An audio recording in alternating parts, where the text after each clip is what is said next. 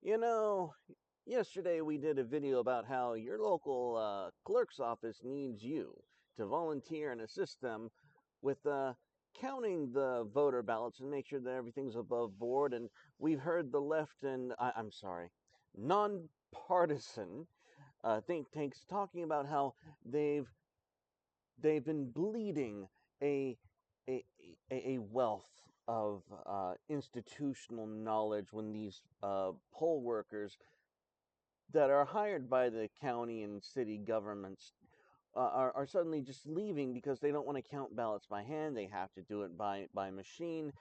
And we're seeing that they really weren't doing their jobs in the first place, and why these states who are bleeding voting officials, those who uh, volunteer and man the voting booths, do need to be replaced, and they do need your personal assistance and influence.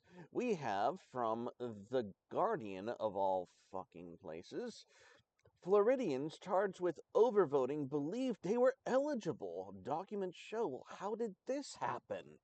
Several Floridians facing criminal voter fraud charges, loudly trumpeted by Governor Ron DeSantis last week, believed they were eligible to vote. And in some cases, they were advised by government officials, like the ones who have been quitting in droves in, if you had paid any attention, battleground swing states, advised by these government officials that they could cast ballots. Now, you might think, if you're skeptical like mine, well, maybe someone harvested their ballot and they went to vote in person anyway, and that's how they got caught up in this. And you would be possibly half right as we scroll down. Court and election documents reviewed by The Guardian raise questions about whether the 19 people, only 19, charged last week knowingly committed fraud or whether they were confused about their eligibility.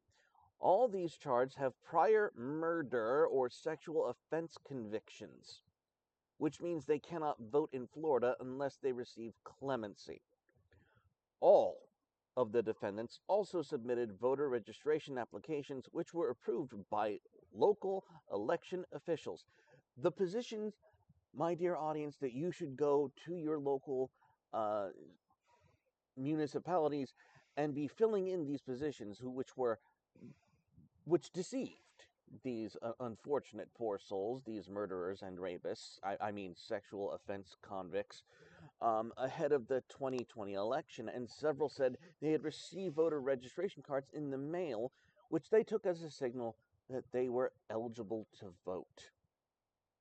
Defendants were all charged with at least one count of false swearing on a voter registration application and voting as an unqualified elector, both third-degree felonies punishable by up to 5 years in prison and a $5,000 fine.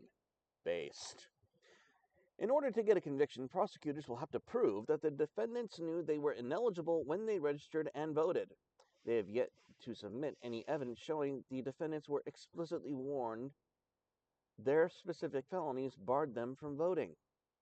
Well, if you had competent poll workers and not people just mass sending out ballots, and you actually had people counting the ballots and running background checks as you are supposed to do, this wouldn't happen, ladies and gentlemen. We must, for the people, for the sake of the individuals, for the sake of the oppressed, fill in these positions of power and make sure that none of these kerfuffles ever happen again.